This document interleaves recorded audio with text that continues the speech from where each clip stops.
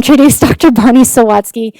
It's really my pleasure to do this. When I was in medical school, I contacted Dr. Sawatzky. Actually, I contacted you when I was an undergrad in London, Ontario, and Dr. Sawatzky was in Vancouver. And I was probably in first year, and I said, I really, really love your research. Can I come work with your lab? And at that time, we didn't have the funding. But then I ended up moving to Vancouver for medical school. And I reached out to her, and at that point, I was able to get a studentship to work in her lab for the summer. So that's how we met. We did biomechanics research on crutch-assisted gait. And so Dr. Sawatzky has published over 160 papers related to biomechanics of different things, especially around wheelchair seating. And then in the last few parts of your career, you've kind of switched into more equity, diversity, and inclusion. So now you're part of the sort of EDIA, I don't remember the acronym, at the Department of Orthopedics at the University of Calgary, or the University of British Columbia. And you're also quite involved now as well in the medical school there, ensuring that we have more patient partners involved in our education, and also at a national level with the Royal College of Physicians and Surgeons of Canada, making sure that we're incorporating more patient partners in medical education. So come on up.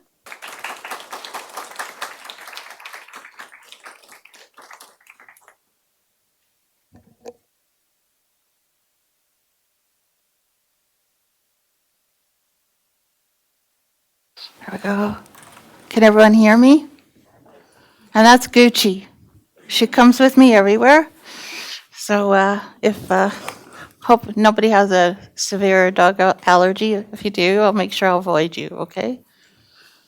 You gonna speak with me? No? Okay, you just stay there. So, thank you, Anita. This is amazing, and it's so exciting. I don't think we've ever had anything like this at UBC. So I feel it's a real privilege to be here for the first one, I think, in Canada, probably, in any of our health sciences places.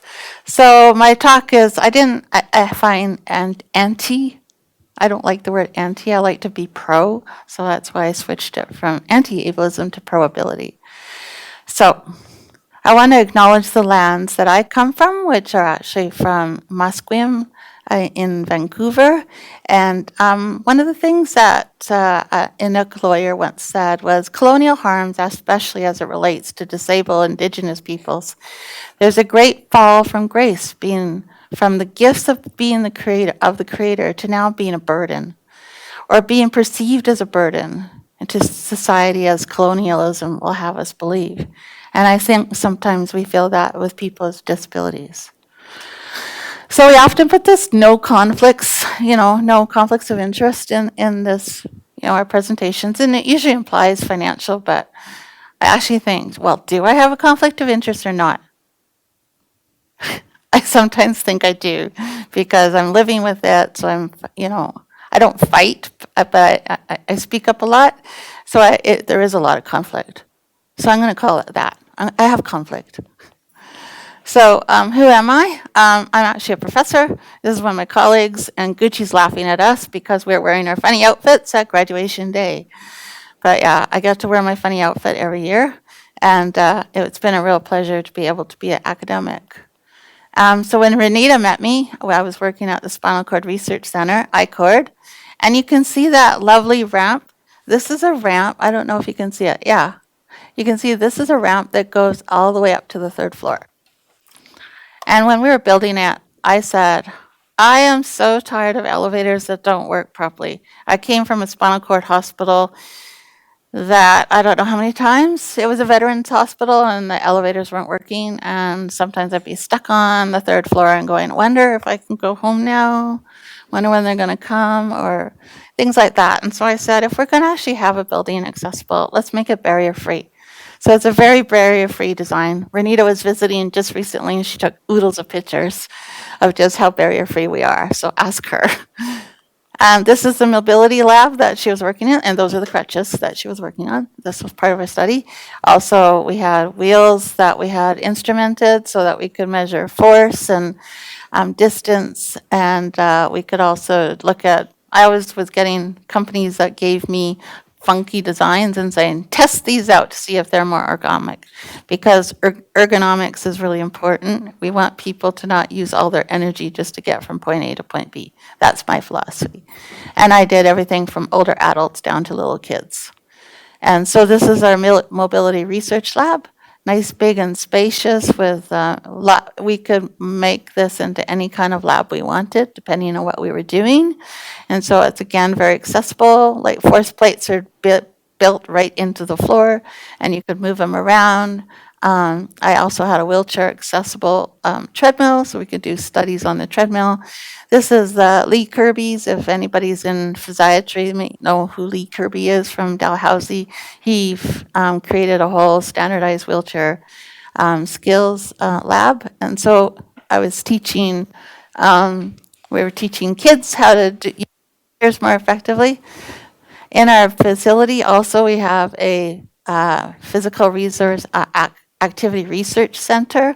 And in that, come into their studies. They can be part of our studies, and they can be come to the gym whenever they want and actually participate, and it's free, and we give them free parking. Like, that's unheard of anywhere else on our hospital campus. So that's a big deal. And the important thing is they can bring their little card and they stick it in the machine, and it remembers the last time what their resistance and reps were. So they can just keep on going from the previous workout. But as Renita said, I'm now the Canfield Distinguished Scholar for Patient Partners. I don't know. It's just a fancy title for something. I've just decided to reinvent myself, in later life. And so I'm doing this because I really think in all the work that I've done that people with spinal cord injuries or whatever disabilities, we want them to be part of our educating system. And it's really, really important that we include our patients in education as well as our research and actually informing us on what our research is. So again, we're trying to their voice into what we do, because that's actually ultimately what's going to change everything. So I'll tell you a little story about where I come from. So this is me. I'm very cute. I was the baby of 4 sisters, and I was born with club feet, and my arms were affected, but otherwise I was fine. When I was a little girl, I went to school with little braces on, and then finally had surgery that fixed my club feet. And then I was quite active in university. I actually designed my own racing trike. I competed in cycling, and I also love to hike. I love to go to Australia. I don't know if you can tell, but there's kangaroos in that one picture in the bottom left, and I got that close to them. It was like 44 degrees. They weren't moving. Oh, sorry, wrong picture. You didn't see it. I didn't click. Yeah, so I really enjoyed being active and doing things. But then life happens. Everybody experiences things in life, and life happened. And I was literally just starting my PhD that year. I finally got my funding, and I was gonna, go off and do my PhD. It took me a little bit longer because I had to spend some time off, but I managed to complete a PhD in 3 years, and it was in cross engineering, computing science, and orthopedics. And so I was very, very blessed. And there's a reason why I became successful. I just like to live life fullest. I love swimming. I like hiking. I like to go to the mountaintops. I like to live on the edge of my abilities. And thanks to my husband, too. So the learning objectives for this is to think about how we improve inclusion for faculty, students, and peers with disabilities. And the learning objectives include comparing and contrasting the models of disabilities and how they relate to attitudes regarding our barriers, and then defining ableism. And hopefully you can come away with 3 ways that you can help increase accessibility in your own setting. So I don't know, I'm sorry for those online, but I was just hoping that maybe you could just yell out some words of what you think of for disability. What words come to mind?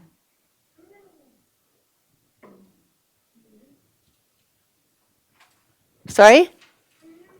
I can't hear it. Community. Great. I love that. I never get that word, so I love that. Anything else? Wheelchair. What else? Access? Limitation? Invisible? There's a lot of words that come to mind when we talk about the word disability. So, disability can be an identity.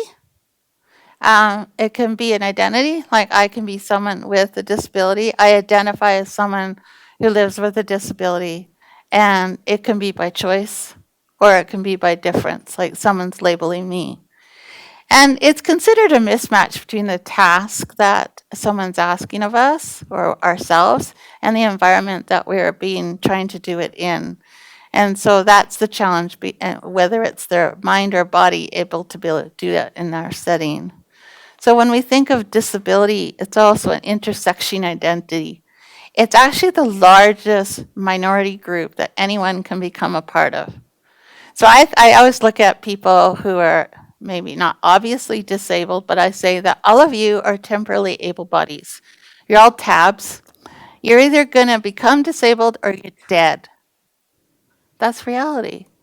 Because, by the time you've become disabled, you're senior in a care home or something like that, or you're living with more of a challenge, then you're living with a disability.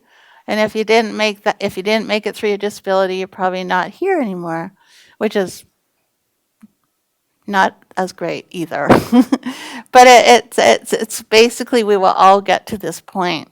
And so one of the common points, so unfortunately, is the biggest intersection is that many people with disabilities actually have a lower socioeconomic status. And it's worth health outcomes that come from that. So, and which again accelerates leading to higher rates of disability. And often healthcare equipment is tied to that disability. I don't know how many times I've been into a clinic where they don't have a high-low bed and they wanted, so I get inadequate care because I don't get a proper physical exam because they're saying, well, I guess we'll just do it in your chair. You can't palpate an abdomen properly in a chair. Like, I know that. So anyhow, it's just really annoying that they can't, have at least one bed in a clinic wherever you are. Those kind of things. So they actually contribute to it. Or you have to go across town to get a mammogram because there's only one clinic that has accessible mammograms in your town. That's really important. I actually had a late mammogram because they weren't accessible, and finally I got in and I found out I had breast cancer. Had I had it earlier, it could have been caught earlier. Statistics Canada, I don't know if you can see it in it. So about 27% of people with Canadians live with disabilities in Canada, men a little bit higher than the other. And as you get older, generally you're going to have a higher rate of disability. And the primary type of disability amongst people with disabilities is pain, and then ability, and it's so small on here, and flexibility, and then mental health and things like that at the bottom. Just in terms of Canada's distribution of people with disabilities, Nova Scotia has the highest rate, and this is self-disclosed. This comes from Stats Canada, so some people in some provinces may not choose to disclose or may not understand what it means to be disabled in their community, or their community is actually enabling them to be more functional, so they don't consider themselves as disabled. So disability is not my condition. Your condition does not equal disability. Just want to make that clear. So statistics on students with disabilities here at UC. So while 24% of your students declare there's a significant gap as to actually who accesses the services here. Mental health is a big focus in the younger population. Mental health is quite common in students. And the university actually has a really good EDI hub and also accessibility census. So if you're interested in looking that up, to just find out a little bit more, because they're trying to collect data here at UC. This is something that's relatively new. And Unfortunately, here at UC, only 35% of the buildings are actually accessible still, which is not fabulous. I don't think I want to be recruited. I think I like it at UBC. You'll get there, though, thanks to these kind of things. This is a great innovation. So I want to talk about just frameworks of understanding disability.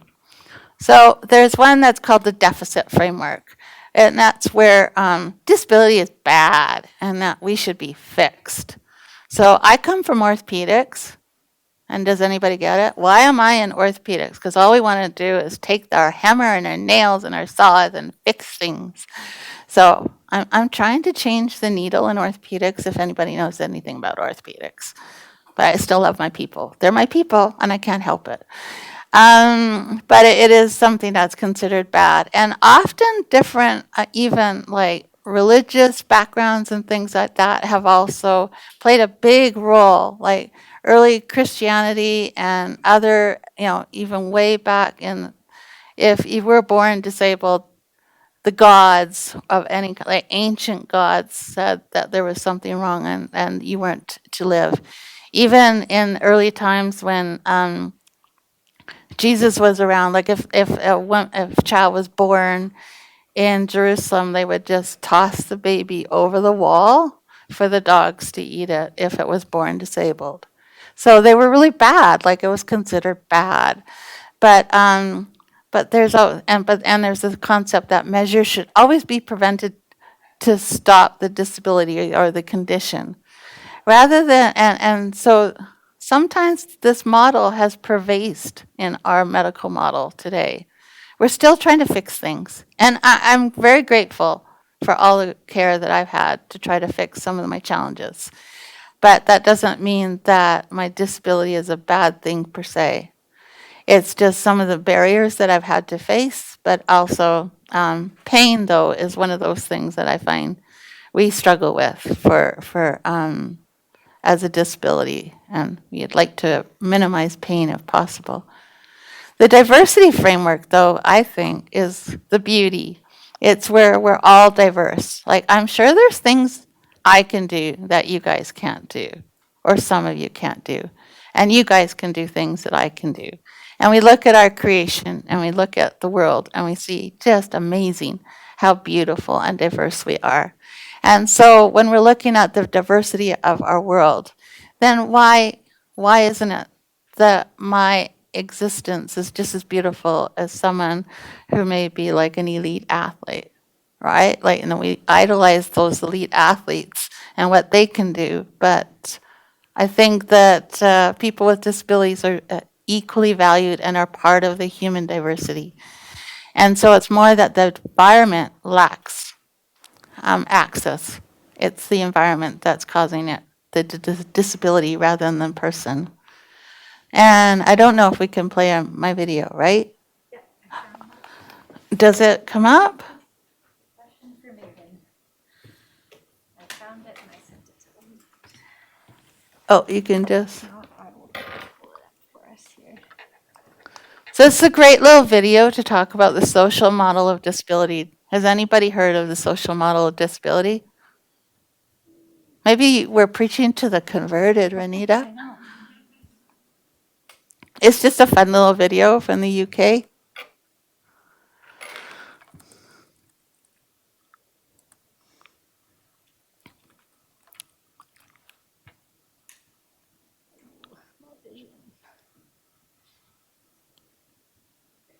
There we go. Just click that.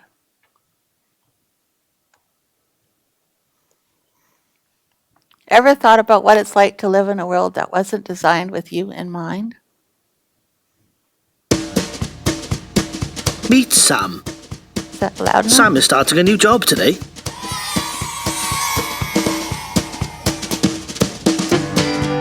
He sets off with plenty of time to catch the bus.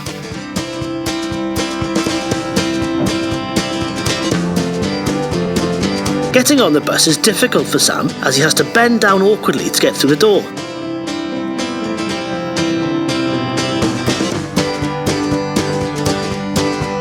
There are no seats.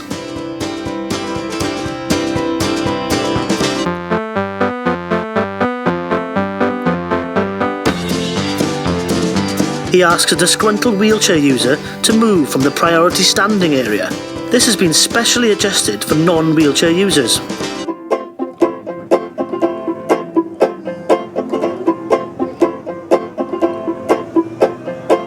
He arrives at the office and meets his new manager.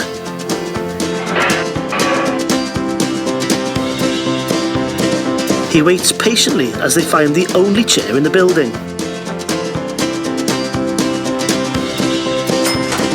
He carries his chair to his new desk, hitting his head on the low ceiling as he goes. He finds his induction pack on his desk, but quickly realises that it's all written in Braille. He's confused and turns to his colleagues for help.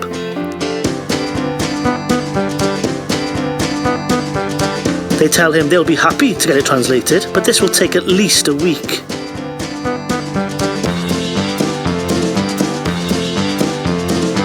Sam carries his chair to the canteen and joins his colleagues for lunch.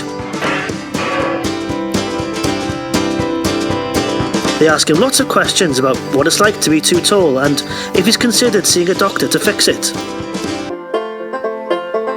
After lunch, they decide to plan a Save Sam's Knees fundraiser to raise money for a hardened helmet and lower leg guards so that he can walk on his knees more easily.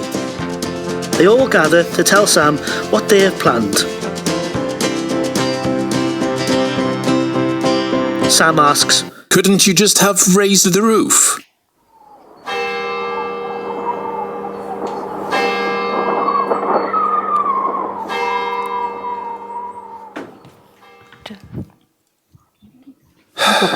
I've just spent a day in a disabling world where everything is about.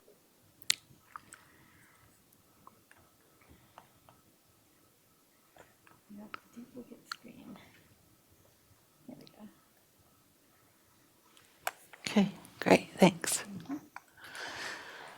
So some of the issues related to disability and accessibility is we often use terms that make it even more disabling. Our language does matter. And so one of the things is even describing mobility aids as restrictive. She has to use a wheelchair rather than her wheelchair really helps her to get around quickly. Using a disability as a characteristic rather than descriptive, like the autistic boy in the classroom rather than the boy with autism in the classroom. We often use language like framing differences that elicit pity and highlighting the strengths. So like, oh, the poor man with Down syndrome, rather than the man with Down syndrome is so joyful and energetic and helpful. Or focusing on perceived limits rather than strengths. So due to disability, she would not make a good doctor. She has some amazing attributes that we need in our medical system as a physician. They sound very different. So what is ableism? Ableism is a network of beliefs and processes and practices that produce a particular kind of self and body and corporeal standard that is projected as perfect and species typical, and therefore essentially makes us fully human. Therefore, disability is cast as diminished state and of being human. So we're not as human. So this concept or this principle is then used to rationalize the exclusion, neglect, and abuse and exploitation of people with disabilities. And so this is actually a picture, I don't know how well you can see it, but in front is this is actually the wheelchair parking at the University of Ottawa. And this is a path, and this is a curb, which doesn't have a curb cut. Huh?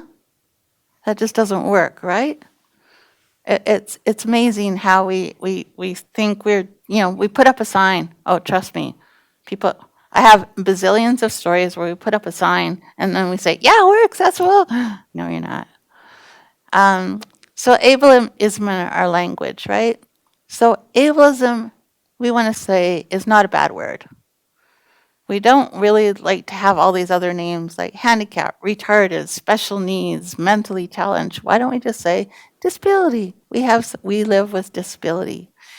And often in reports, especially way back when we used to write, the person unfortunately suffered a spinal cord injury and has with, because you don't know where they're at with that. Like, yes, they've experienced a disability, or they experienced an injury, or they experienced living with cancer, but putting that added term of suffering or unfortunate, it's like, oh, woe is me, and rather than being more positive, it has with.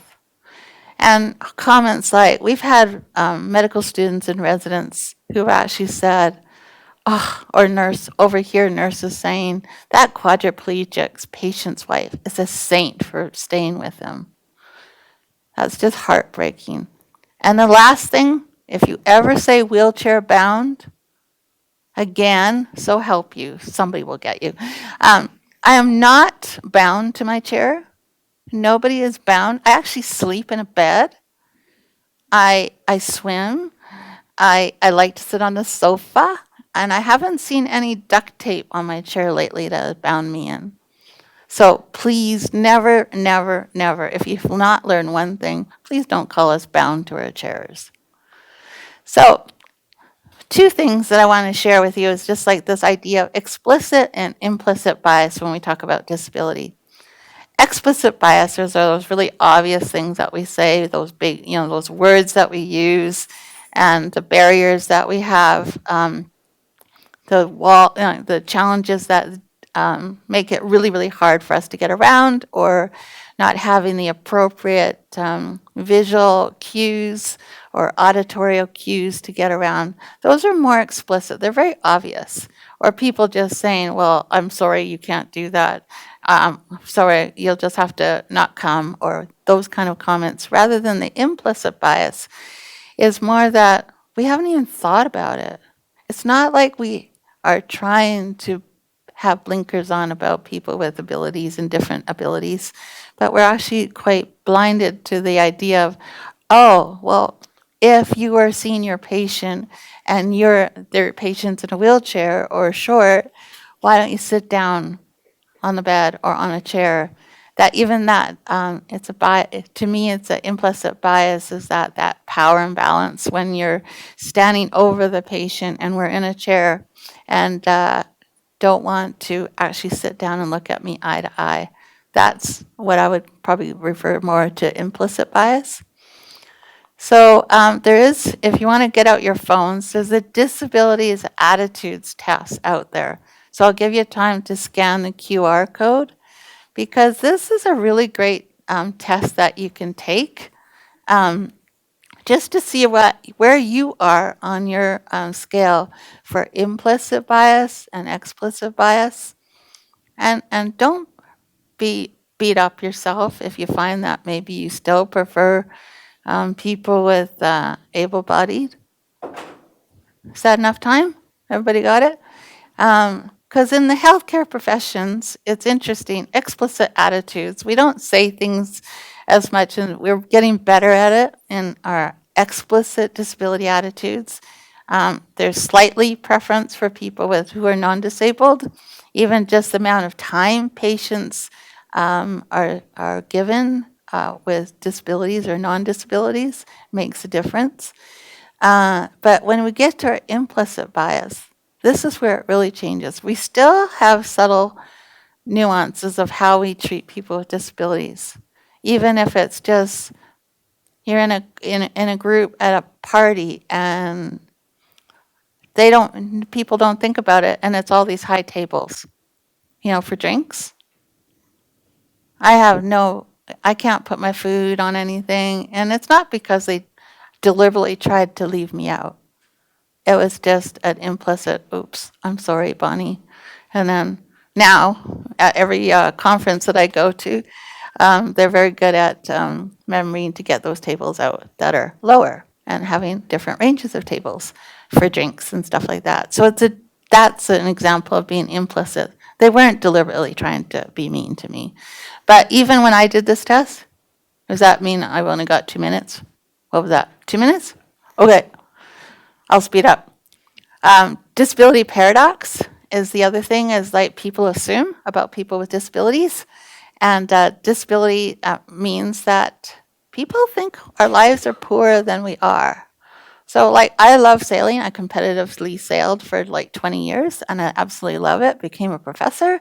This is my colleague. She just finished her residency in physiatry, and she's a wheelchair rugby player, and she's also was in the Paralympics in Paris. And, I'd say we have a pretty good life. We both say we have a pretty good life. And so, one of the things that's important too, though, is we have a BC Accessibility Act in BC. And also we have a Canada Accessibility Officer, Stephanie Cadu, and she's amazing, and she's a friend too. She's from BC. But we have priorities. But Alberta, we're not there yet. I'm hoping we will be. And case in point, I'm staying at a hotel, and they said, we're an accessible hotel. No, not at all. They said it was a roll-in shower. It has a 5-inch lip to get into the shower. They said, oh, it's got grab bars and toilets. It's like, no, it doesn't. It has nothing like that in the room. I have evidence if you want to see the picture.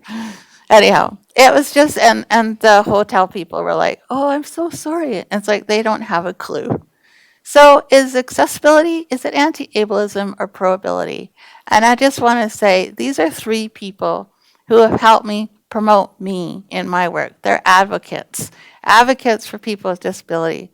From Judy Hall, who was my undergraduate supervisor, to Stephen Treadwell, who was my PhD supervisor and my department head when I was in university, and Kishore, who is my professor, our department head now. Unbelievable people, and it's because of them that I've been able to do things. So pro-mobility, and I've allowed me to do the work in my office, and the people are really the supports that we have in our university is really, really important. So I've been able to have a full lab.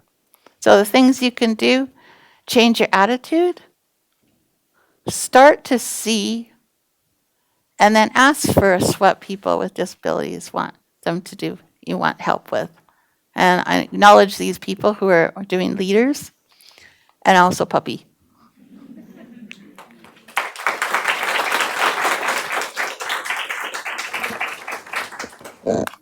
Thank you, Bonnie, so much.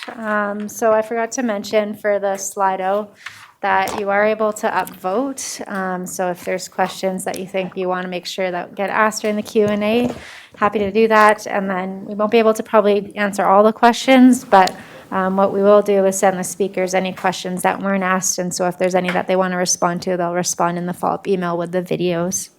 And I'm happy to talk with you during breaks. Awesome.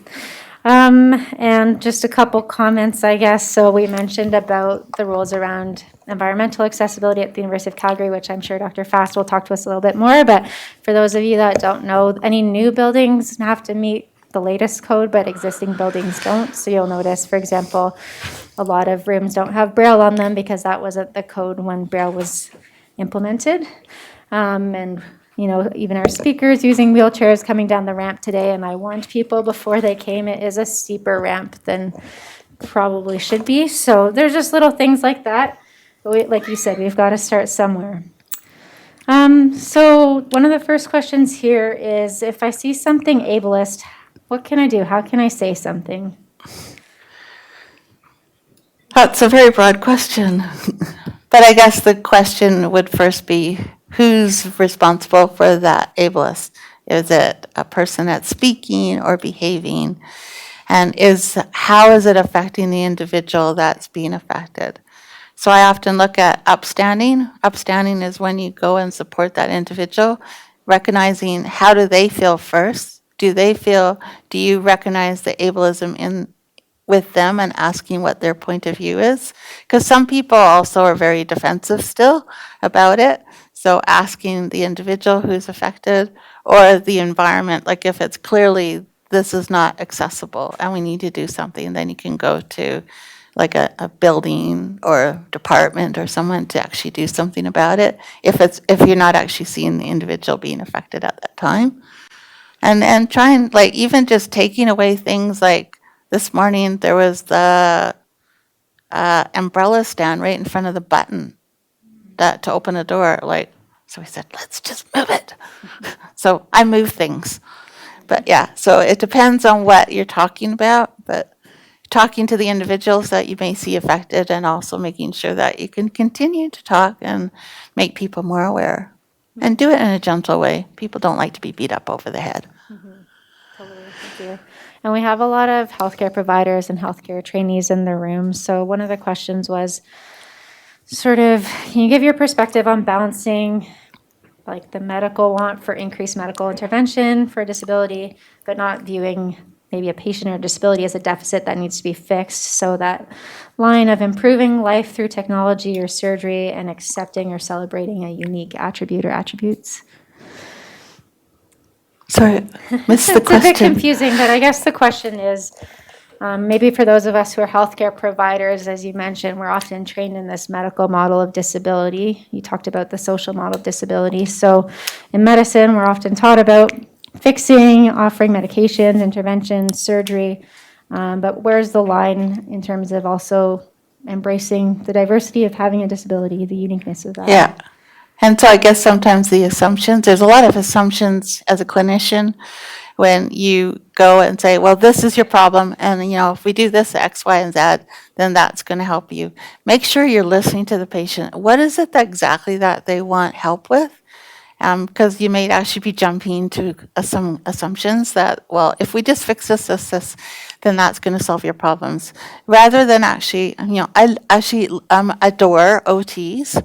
They're probably the best people in the world in the healthcare system because they actually come outside of the box and saying, let's help create, like, take away some of those barriers. So it may be that it's the barrier issue that's causing more of the frustration. And so it's fixing, it's changing, it's also making sure that you still accept that person and all that they have and making aware that what their gifts are and abilities so that they don't come away from your appointment going, oh, I just feel like shit.